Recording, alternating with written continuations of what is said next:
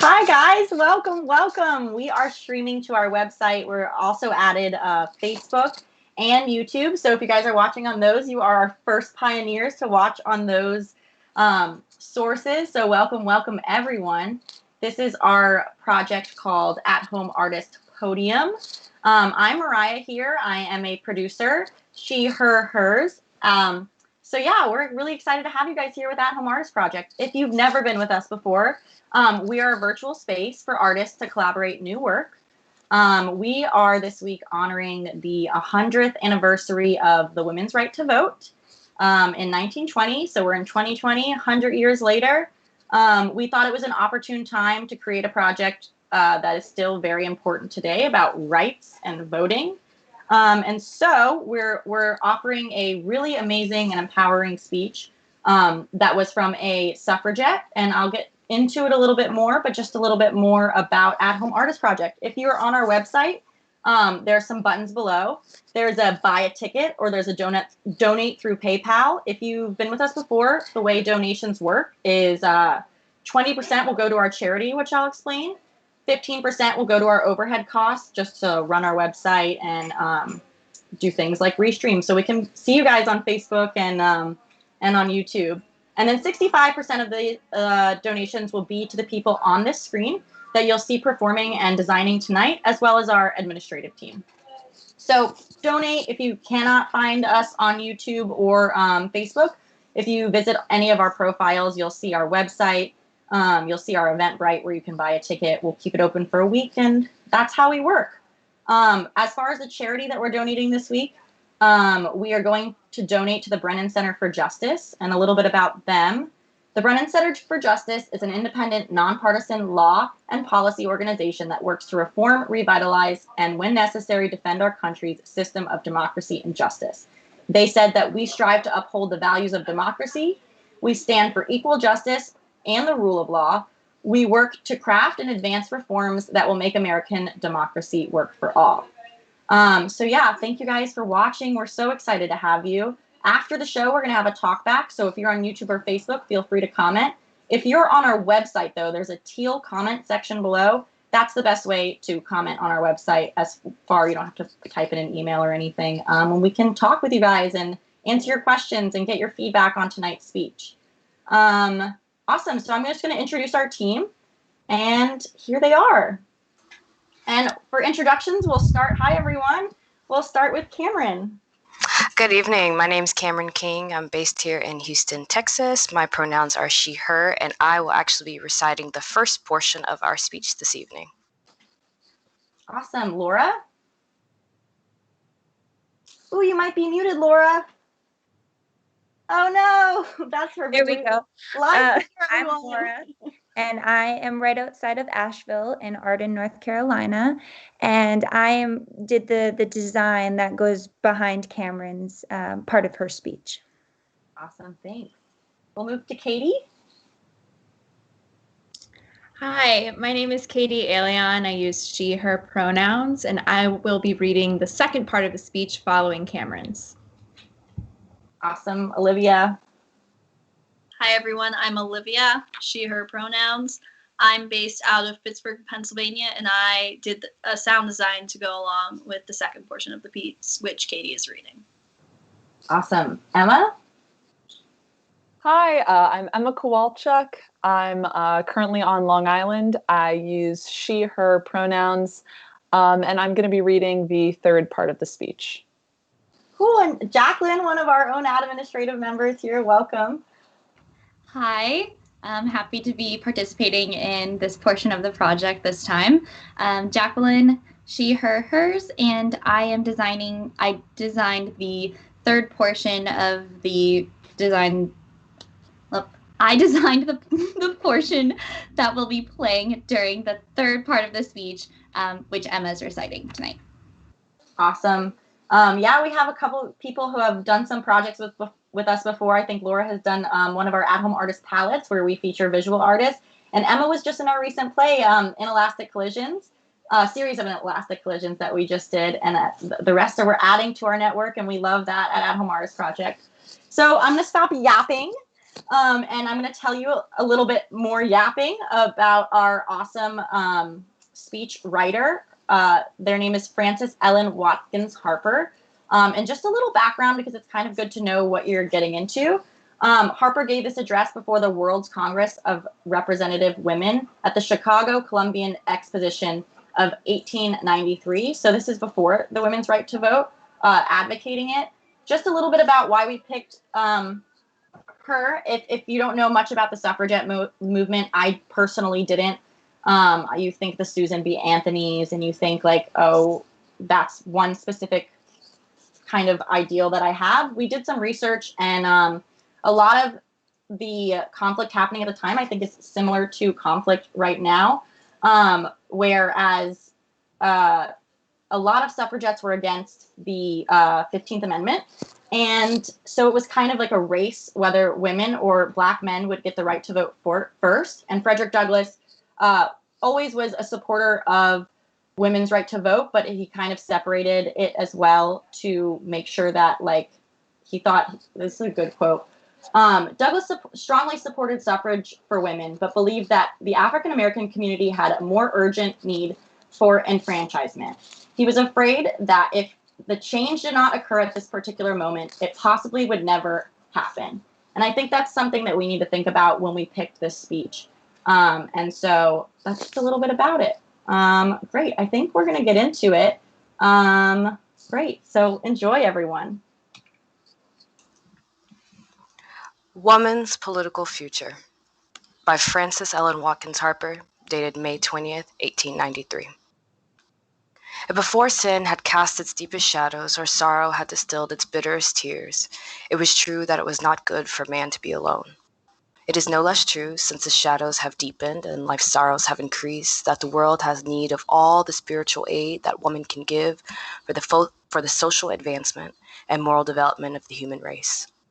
The tendency of the present age, with its restlessness, religious upheavals, failures, blunders, and crimes, is toward broader freedom, an increase of knowledge, the emancipation of thought, and a recognition of the brotherhood of man. In this movement, woman, as the companion of man, must be a sharer. So close is the bond between man and woman that you cannot raise one without lifting the other. The world cannot move without woman sharing in the movement, and to help give a right impetus to that movement is woman's highest privilege.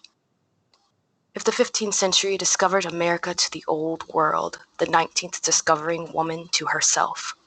Little did Columbus imagine, with the new world broke upon his vision like a lovely gem in the coronet of the universe, the glorious possibilities of a land where the sun should be our engraver, the winged lightning our messenger, and steam our beast of burden.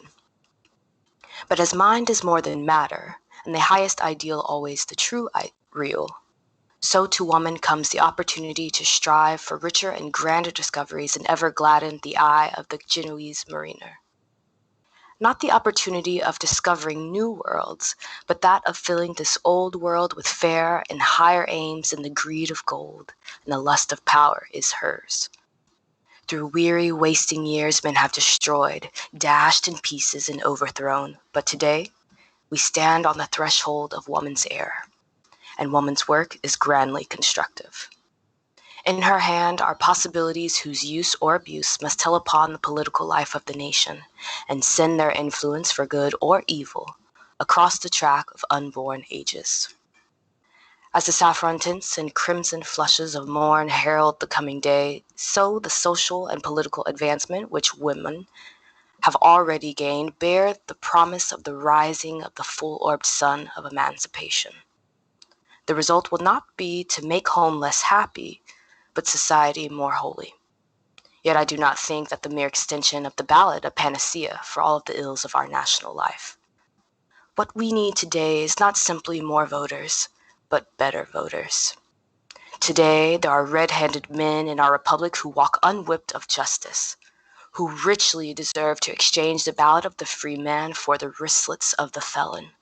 Brutal and cowardly men who torture, burn, and lynch their fellow men.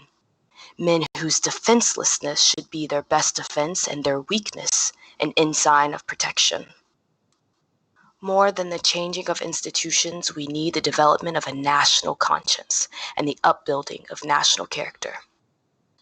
Men may boast of the aristocracy of blood, may glory in the aristocracy of talent, and be proud of the aristocracy of wealth, but there's one aristocracy which must ever outrank them all, and that is the aristocracy of character. And it is the women of the country who help to mold its character, and to influence, if not determine, its destiny. And in the political future of our nation, woman will not have done what she could if she does not endeavor to have our republic stand foremost among the nations of the earth, wearing sobriety as a crown and righteousness as a garment and a girdle.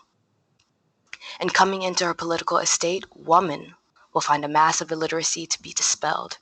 If knowledge is power, ignorance is also power. The power that educates wickedness may manipulate and dash against the pillars of any state when they are undermined and honeycombed by justice.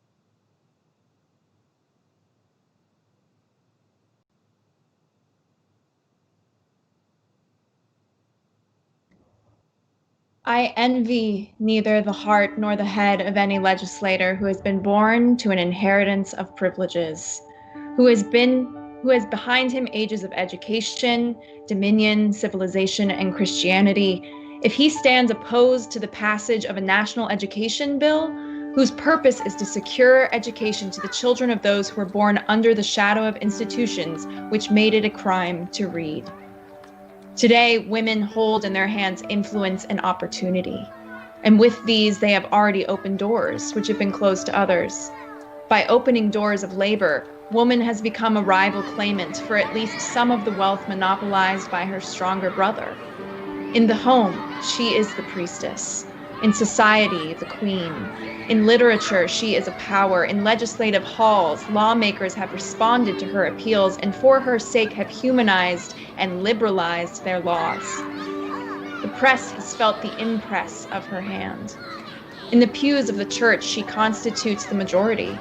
The pulpit has welcomed her, and in the school she has blessed privilege of teaching children and youth. To her is apparently coming the added responsibility of political power.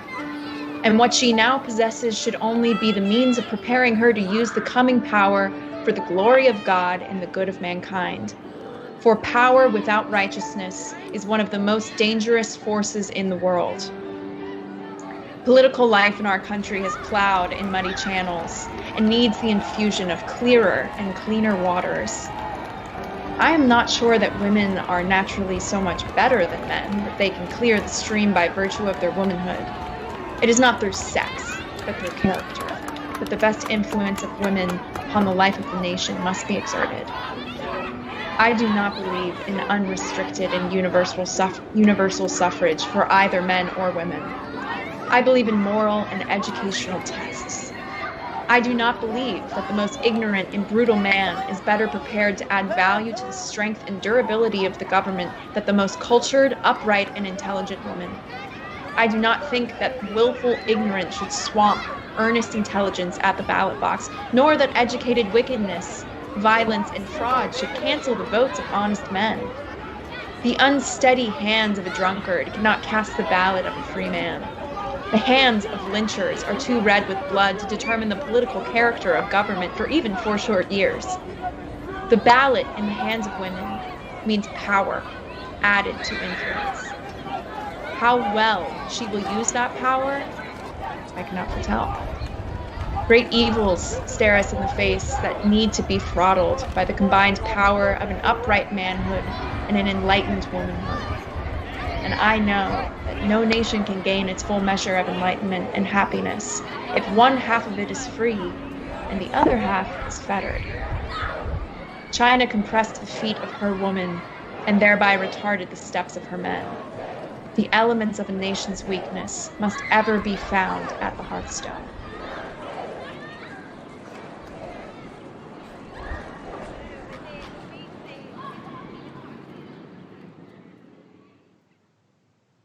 More than the increase of wealth, the power of armies, and the strength of fleets is the need of good homes, of good fathers, and good mothers. The life of a Roman citizen was in danger in ancient Palestine, and men had bound themselves with a vow that they would eat nothing until they had killed the Apostle Paul. Pagan Rome threw around that imperiled life a bulwark of living clay, consisting of 470 human hearts, and Paul was saved. Surely the life of the humblest American citizen should be as well protected in America as that of a Roman citizen was in heathen Rome. A wrong done to the weak should be an insult to the strong. Woman coming into her kingdom will find enthroned three great evils, for whose overthrow she should be as strong in a love of justice and humanity as the warrior is in his might. She will find intemperance sending its flood of shame and death and sorrow to the homes of men, a fretting leprosy in our politics, and a blighting curse in our social life. The social evils sending to our streets women whose laughter is sadder than their tears, who slide from the paths of sin and shame to the friendly shelter of the grave, and lawlessness enacting in our republic deeds over which angels might weep, if heaven knows sympathy. How can any woman send petitions to Russia against the horrors of Siberian prisons if, ages after the Inquisition has ceased to devise its tortures, she has not done all she could by influence, tongue, and pen to keep men from making bonfires of the bodies of real or supposed criminals? O women of America, into your hands God has pressed one of the sublimest opportunities that ever came into the hands of the women of any race of people.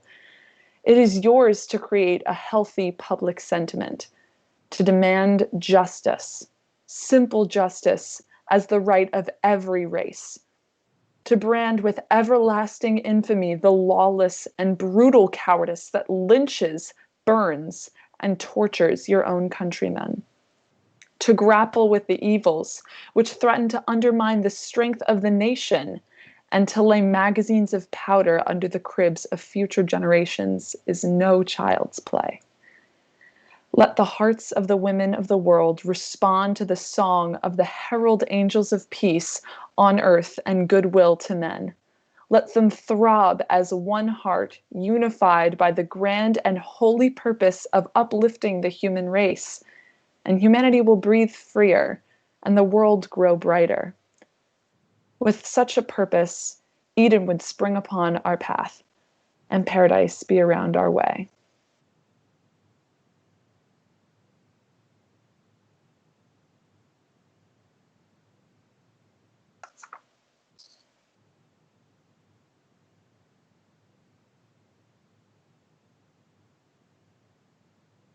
I was muted, everyone.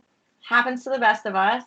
I was saying, wow, like what an empowering speech. And every time I listen to it, I just like there's more things that come out of it that I'm like, we need to work on that, or we conquered that one. Like we've got that. And I just think there's so many things that we have that we can talk about and relate to or learn from or have learned from. And like it's a good every once in a while to pat yourself on the back.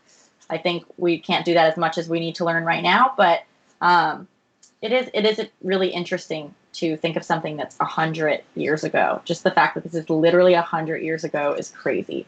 So I empower all of you guys to comment, whether you're on YouTube, Facebook, or on our website. Remember, if you're on our website, use the teal comment section below, and we'll see those in. I do want to say, as like a official little statement and kind of an encouragement to people in general, we at Home Artist Project want to provide a home for the voices of artists here. Though our views may be different or united, I empower us all to listen empathetically to each other's thoughts in this talkback. and as well as the comments, and be really respectful in all of those. I think listening has been something that has been a tool to fix and change things for way more than 100 years. And I think like we can use that in this talk back and in our daily lives. So yeah, let me check these comments. We have excited to watch the stream. I see somebody posted the Eventbrite in there. Go Olivia from a YouTube user, Gia. We have hi Mariah, hi Ahab. How did you pick the women in the first part? Okay, great. That's well done to all the readers tonight. So we can start with that one. How did you pick the women in the first art part? I think that's Laura. That will be for you. And as just as a generic kind of thing, if you want to answer a question, just unmute and go for it. Okay. So first of all, I am not one to know all of those people. I did a lot of research. There was this amazing article where it was I think it was 20 or 50, I can't remember, list of women in politics throughout the years, all the way from, I think it was like 1857 to like nowadays, where it's just like, all right. But I wanted to do at least everyone from every type of race, ethnicity. I had the Asian American, the African American, a Native American. Obviously, I'm just straight up American. But yeah, so I kind of went through that, and I tried to push towards the women that specifically wanted women's rights.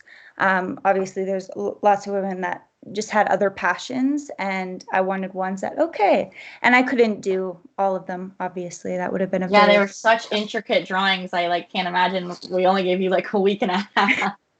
So yeah. Ruth Bader was the one that took the longest for me, just because I had watched her documentary. So I felt like I saw all her mannerisms. And so when I was drawing her, I was like, oh, this isn't the woman from the documentary. But the other ladies that I hadn't really seen and watched, so I wasn't as picky. But she was the hardest one. She's a little fierce thing. Yeah. This is true. Yeah. And I'm gonna jump into my question that I kind of skipped over, but don't forget to ask questions, everyone. I wanted to go through all of us and talk about like what we do.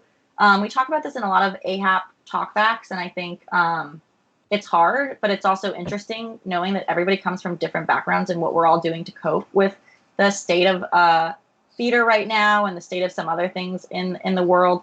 And so I wanted to know what you guys usually do and what you guys are doing now. And so let me start with the beginning. We'll just go in the same order that we did the performance in. So Cameron? Again, I just want to say thanks for letting me be a part of this. My creative outlet, I just recently got back into acting, honestly. During COVID was actually the best time for me to do it. I started taking classes, and with everything being virtual and online, it was just easier to start honing my craft again. My day job, I'm actually a fitness trainer, so that's my bread and butter. And of course, during quarantine, gyms were all closed, so I had a lot of time to really focus on the things that made me feel alive. And one of those is being an artist in this capacity. So it's great to have a chance to read some work and perform some work, recite some work that is, again, as you were saying, Mariah, very much relevant to what we're living today, perfectly spot on for where we all are as a society in our lives right now. Mm-hmm. Wonderful. The next person would be, oh goodness, why is this Laura? That's so hard. Okay. So honestly, to cover it, probably just freelance. I've done a lot of illustrations recently for children's books specifically. And then wood burnings. I just do a lot of commissions, artworks, all that on the side. And then 2 days a week I work at the Biltmore, so then I can actually see people, which is super healthy, or else I'm by myself on a computer. Yeah, that's what I do. That's awesome. I want to give you a chance. I've seen some of your wood burnings and they're awesome. Do you want to plug how we can get one of those or how we can commission you in any of those? Those are so pretty. They're like cutting boards or they're art wall pieces. They're so pretty. Thank you. I have an Etsy page. It's Laura Woodburns. And then honestly, Facebook, I'm public, so you can see all of me. Instagram, I think. Yeah, you guys should check them out there. Like they're so intricate. They're so beautiful. Yeah, Laura Woodburns, Etsy. Check it out. Yeah. Awesome. I think next we have Katie. Hi. I want to echo what everyone else has said. Thank you for having me on to do this. This was really fun, and thank you everyone watching and joining us. It's really nice to connect with people, even if it's virtual. I think that's been the big saving grace through a lot of quarantine. Although I will also say, on the other hand, the lack of connection has actually kind of benefited me artistically, I think. I'm in New York right now. I'm an actor. I was working in a restaurant a couple days a week on the side as well. So obviously the shutdown was like pretty aggressive. And then through all of that kind of sadness and stark reality, I kind of realized that I had so much pent up creative energy that I really wanted to put it into some other art form that I never really have time to utilize. So I've always been really interested in like graphic design stuff and sharing people's art and kind of mashing up different things. So I launched this zine for actors and filmmakers. It's called Bizzy, Bizzy. And it's been really, really fun. And that's like a magazine, right? Yeah, it's a virtual PDF magazine. It comes out every month. And it's been a really cool way to get to know people, people I don't know. Prior to that, see people's art, see how people are doing, kind of like in this format, but just like readable. Yeah, that's awesome. Yeah. I think we should all check that out. Bizzy, Bizzy. Yes, I'm busy.zine.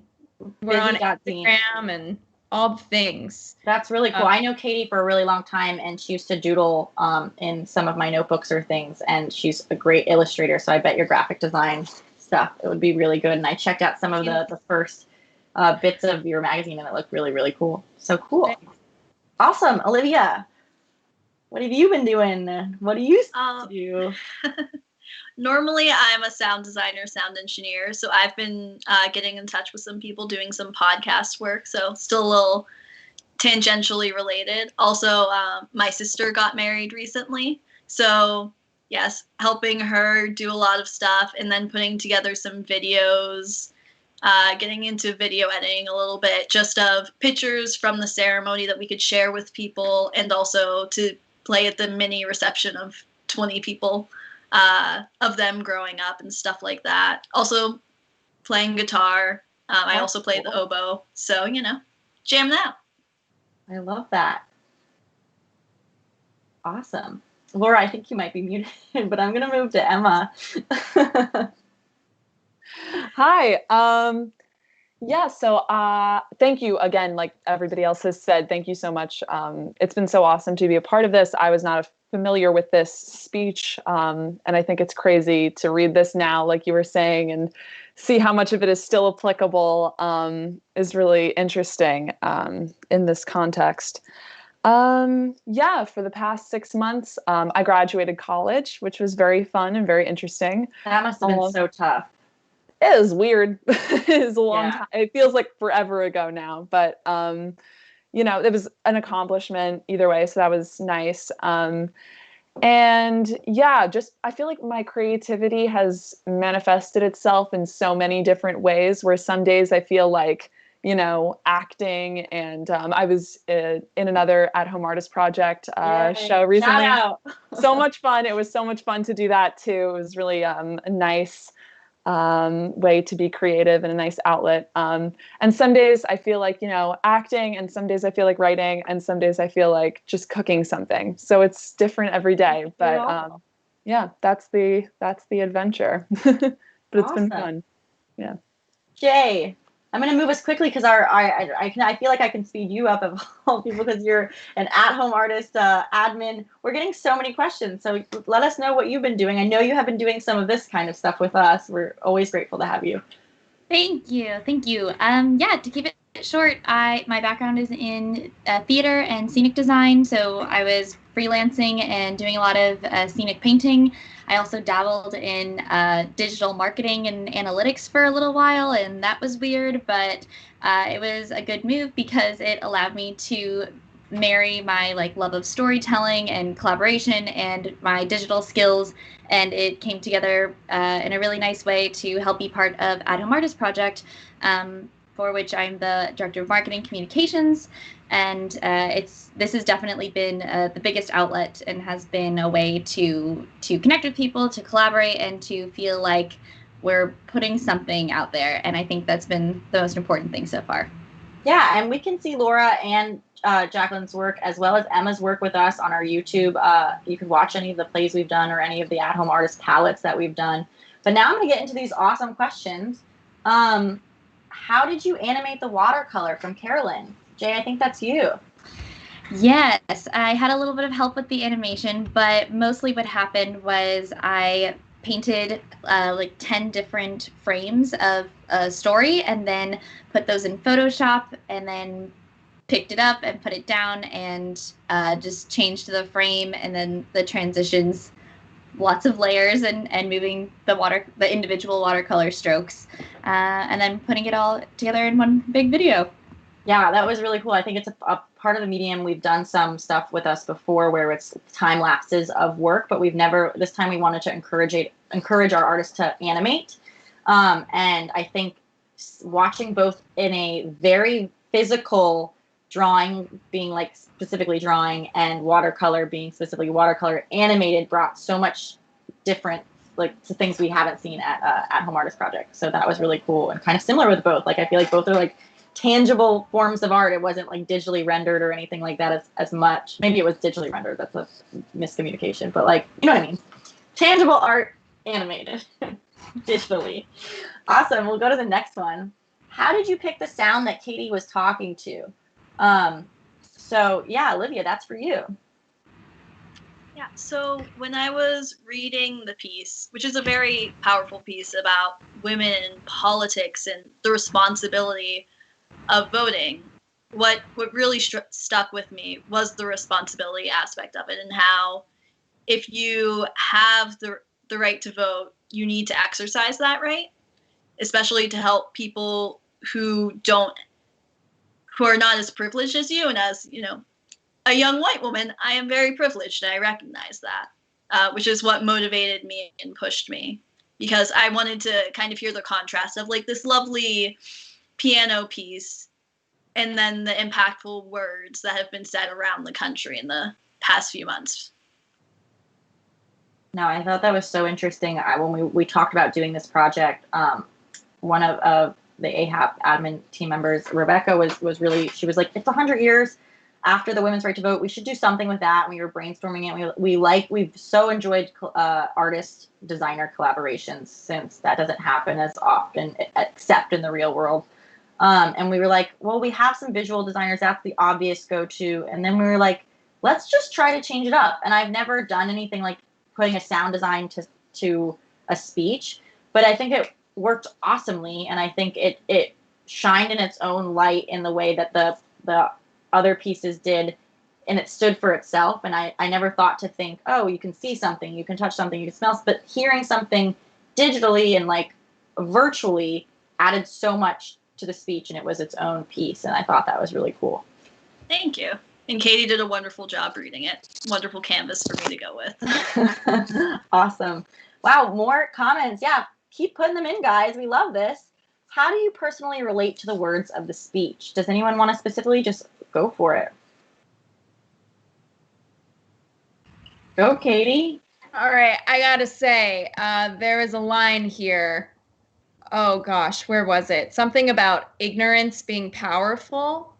Yeah, I think I know what you're talking about because there's a part that I thought too. But yeah, where is it? Did I say it? Towards the end, I think. Power without righteousness is one of the most dangerous forces in the world.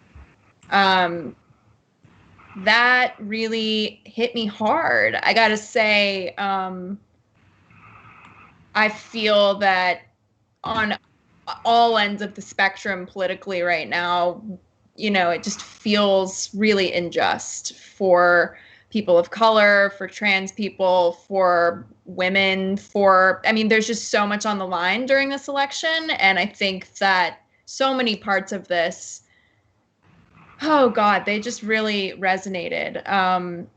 And I also really liked one of the areas where she was speaking about how it doesn't depend on your sex, but your character. And I feel like that's also something really missing in a lot of our politics right now. This idea of like moral decency. It's kind of like, yeah, I love how she's like, the moral people should vote and we should take away the vote from non-moral people. And I was like, that sounds like a dope plan. yeah.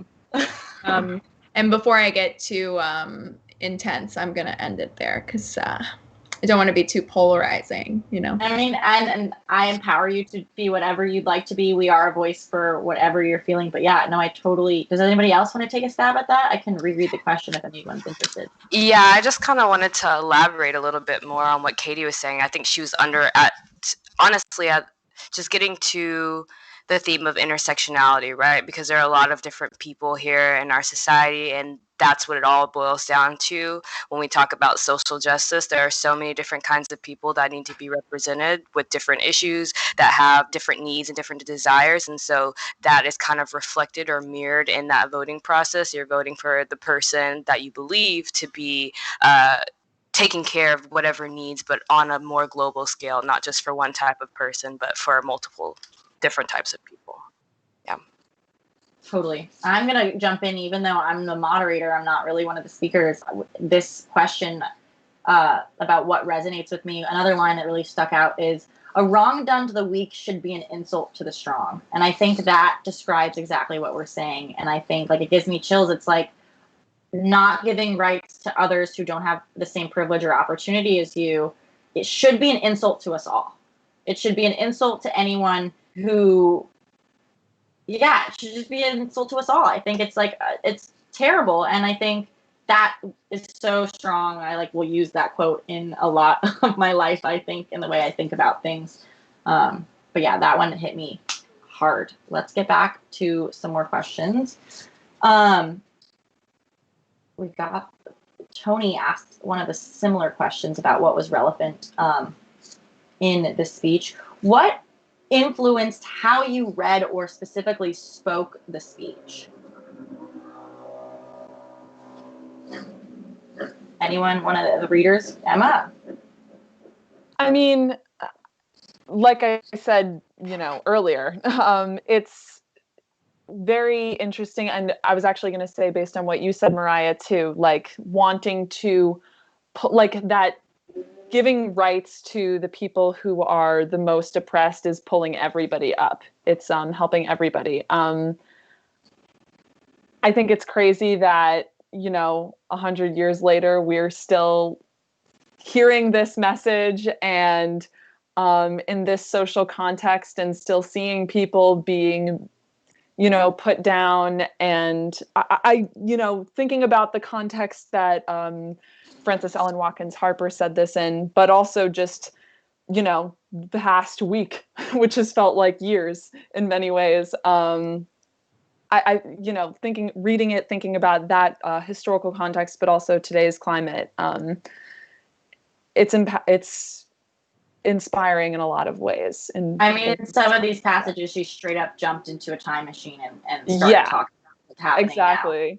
And I can't understand how this woman got 100-year jumping time machine. The fact that like 100 years hits me harder than I think anything else is like, it's literally been 100 years. And not even, the speech is more than 100 years old. It's 130 years, I think. Right. My math might be bad. But that's crazy. How do you personally relate to what we talked about? So I think throw in your questions, guys, but it seems like we've started answering. We have Laura and the busy links put into our website. So if you guys want to check those out, catch them out on our website comments. How was the process like for the readers? Does any reader want to jump in on that? Yeah, go for it. I think that a really big part of actor preparation for me personally, it's personalization. And I found that really easy to access right now. It just because of how relevant it is. For whatever reason, I visualized my environment as if I was giving this speech to a crowd of people right now. I didn't really think of it as being 100 years ago. I don't know if that's helpful at all to answer that question, but I thought of it in terms of myself right now. Cool. I'll jump Awesome. in.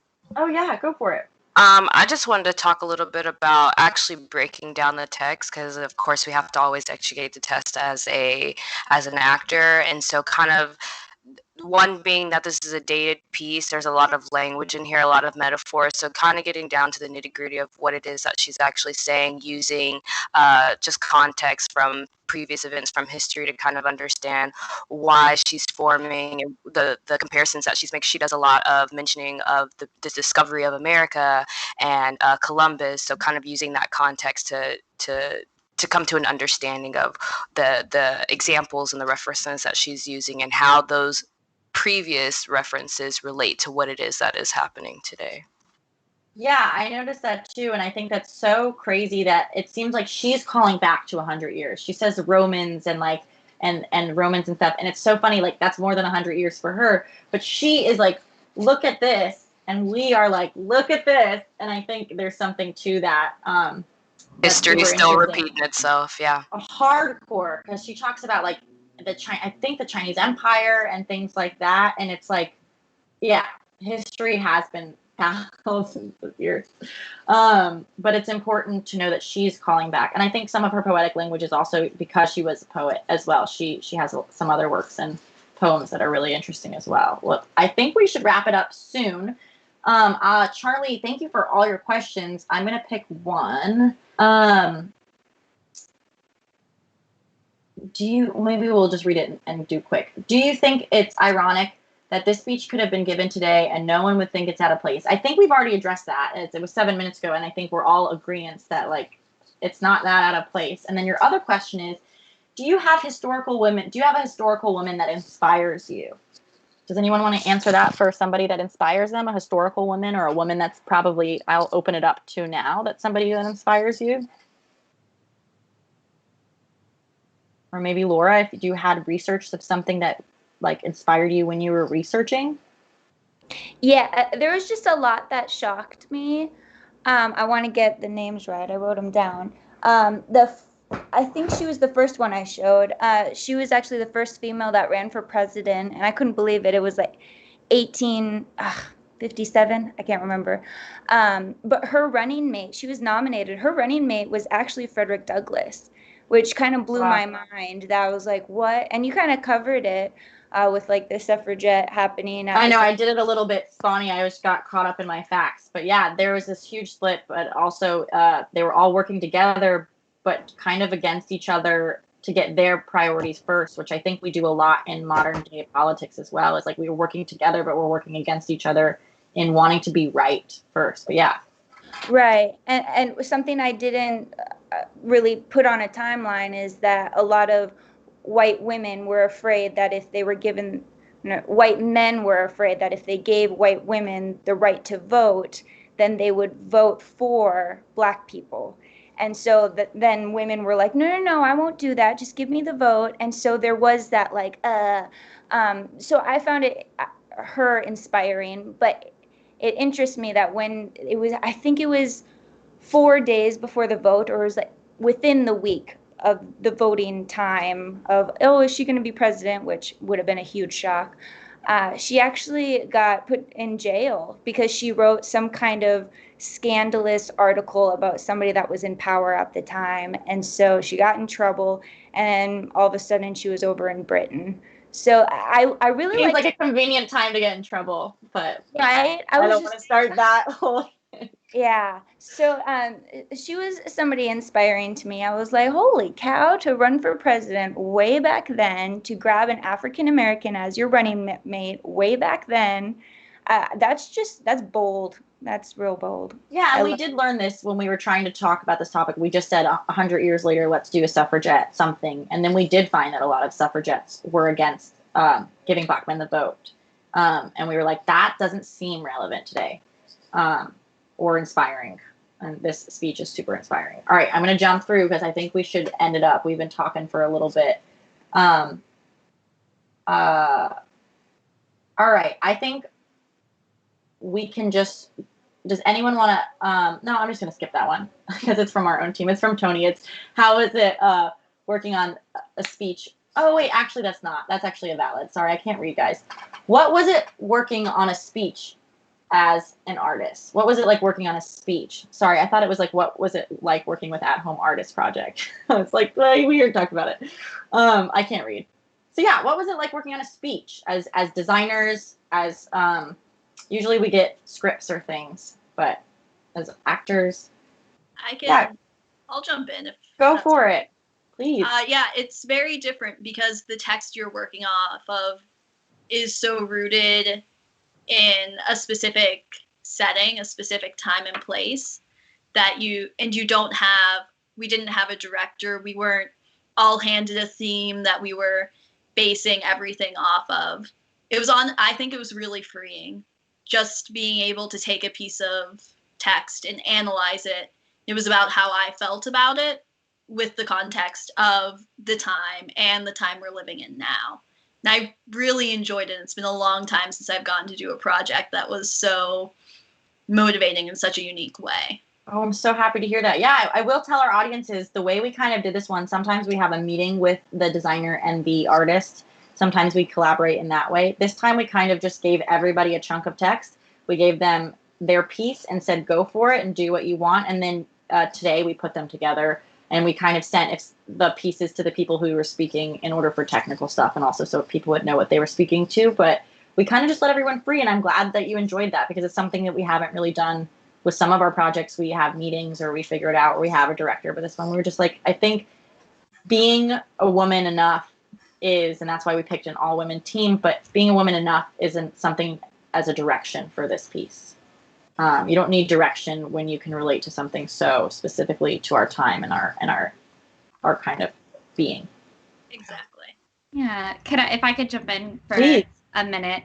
I working on it as a visual artist, I feel like I kind of approached it the same way, like Cameron was saying, you break down a text. I think I approached it the same way as I would another script.